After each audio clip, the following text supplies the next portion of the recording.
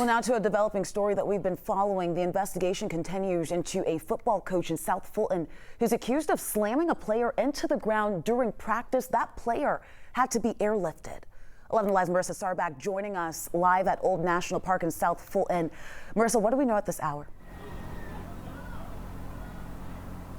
Well, Faith, that team of 12-year-olds is set to take the field for a football game tonight here in South Fulton. And we do know the child that was injured in that incident on Wednesday is expected to be okay. He was airlifted to Grady Hospital, but he has since been released. Now, the man that you're looking at on your screen is who was arrested, Jonathan Richard Sagers, a volunteer football coach at the Old National Youth Athletic Association, who's now facing a felony charge of cruelty to children and a battery charge of misdemeanor.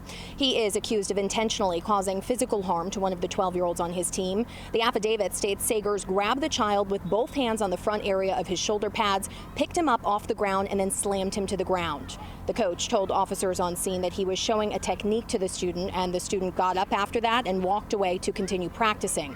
Witnesses on the team, however, told the responding officer the coach started arguing with the child, and when he started to walk away, the coach threw him to the ground and he lost consciousness as a result of the impact.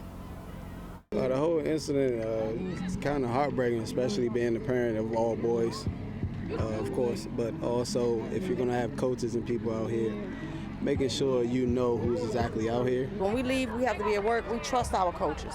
We don't expect our coaches to react in such a manner. You know what I mean? So my thing is, if you're out here for the kids, be out here for the kids.